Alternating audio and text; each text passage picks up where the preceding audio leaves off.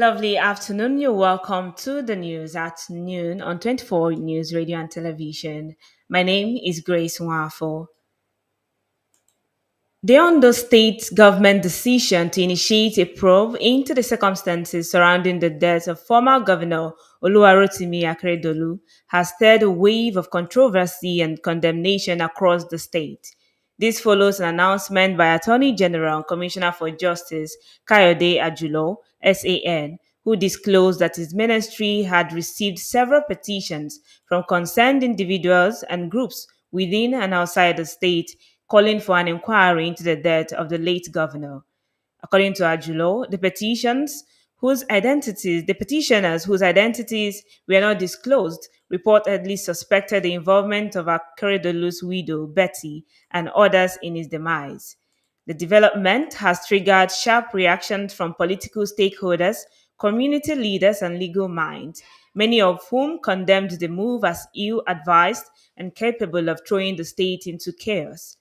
A former Minister of State for Transportation, Prince Ademola Adegoroye, described the proposal to exhume the late governor's body for investigation as unthinkable and cautioned Governor Lucky Aiyedatiwa against proceeding with the move.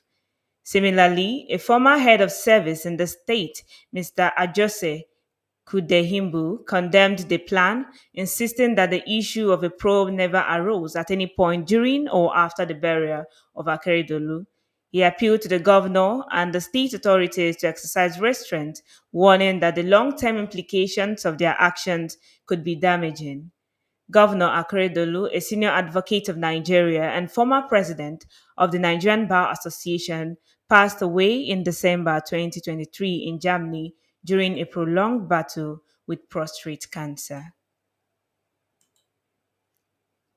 Former President of the Senate, David Mark, has tendered his resignation from the People's Democratic Party, PDP. Mark, a founding member of the PDP, resigned from the party following his appointment as one of the interim leaders of the coalition-backed African Democratic Congress, ADC. Announcing his resignation, the former Senate president cited leadership crisis in the PDP as the main reason for his resignation. He stated that irreconcilable differences in the PDP have subjected the party to public ridicule and reduced it to a shadow of its former self.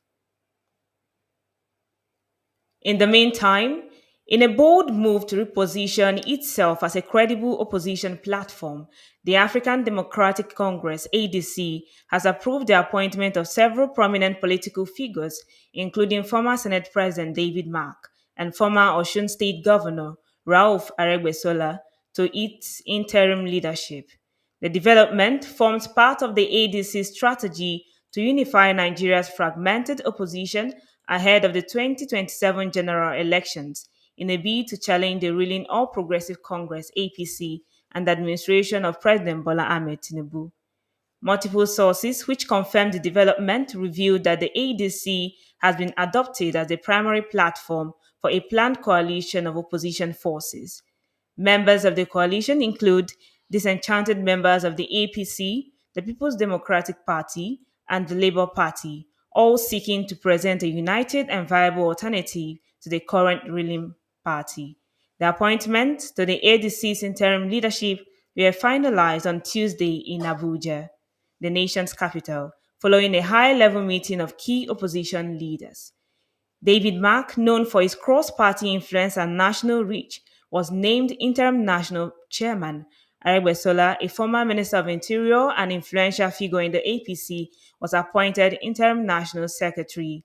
Other appointments include Chief Anayo Arinze as interim deputy national chairman South, Alhaji Ibrahim Manzo as interim deputy national chairman North, and former sports minister Bolaji Abdullahi as interim national publicity secretary.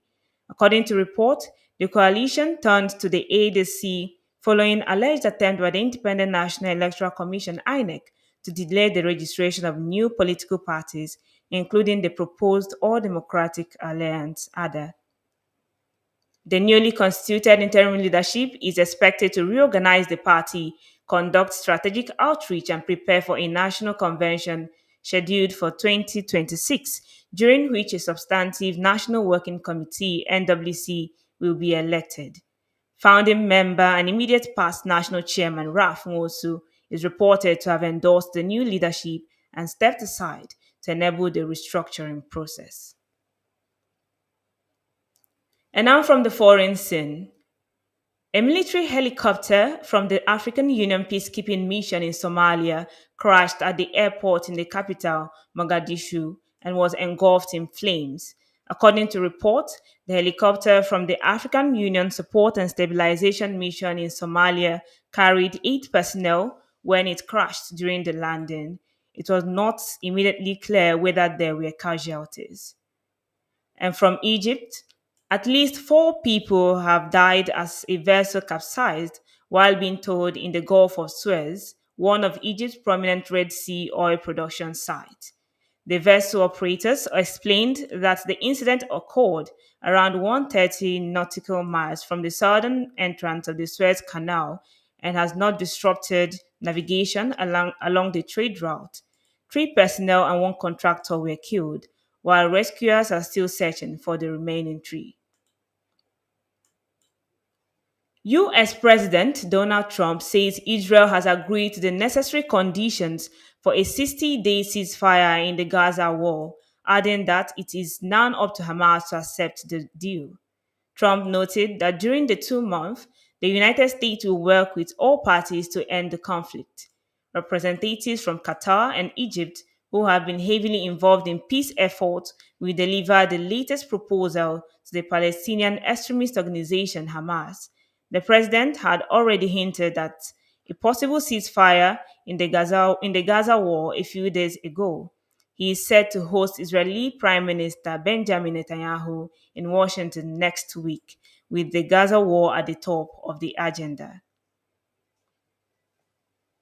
Also, US President Donald Trump has threatened to impose a 30% or 35% tariff on Japan if a deal between the two countries is not reached before a deadline next week. The tariff on most US trading partners, including Japan, were later lowered to 10% for 90 days to give them time to negotiate deals with Washington. That pause is due to expire on July 9, and Trump has said he is not planning to extend the deadline.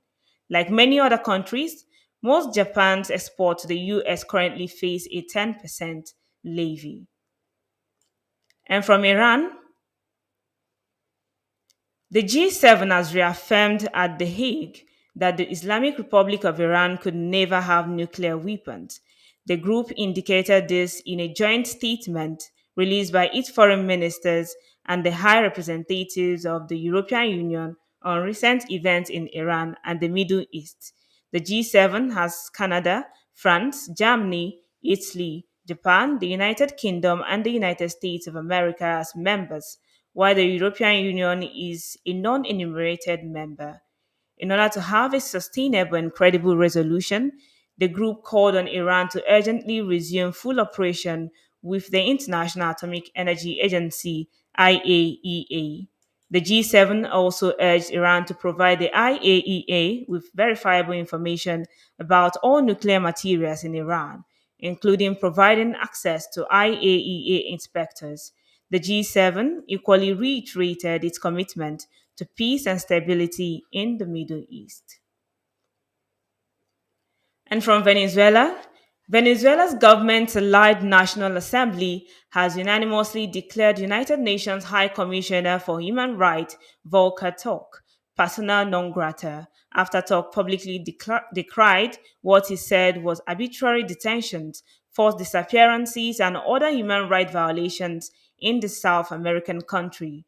The government of President Nicolas Maduro has rejected Turk's comment made before the Human Rights Council in Geneva last week.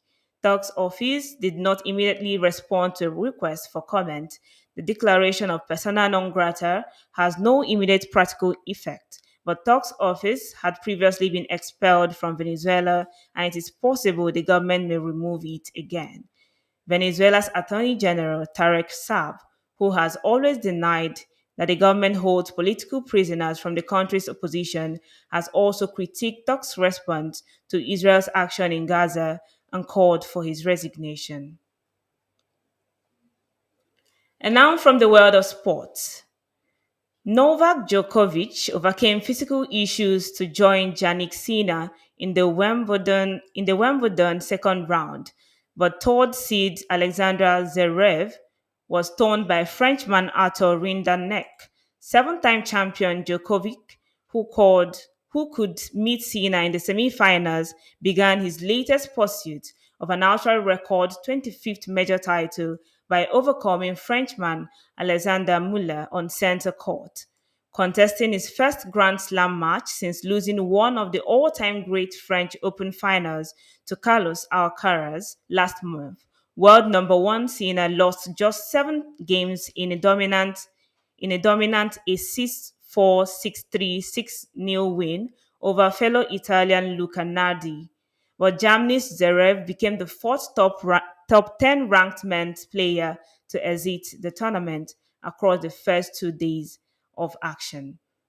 Defeat for third seed Zverev and Italy's Lorenzo Musetti came on a day when French Open champion Coco Gauff became the third top 5 seed to lose in the women's draw. And that's a wrap on the news at noon on 24 News Radio and Television. My name is Grace Nwafo. Thanks for watching and do stay tuned for the rest of the broadcast. Good afternoon.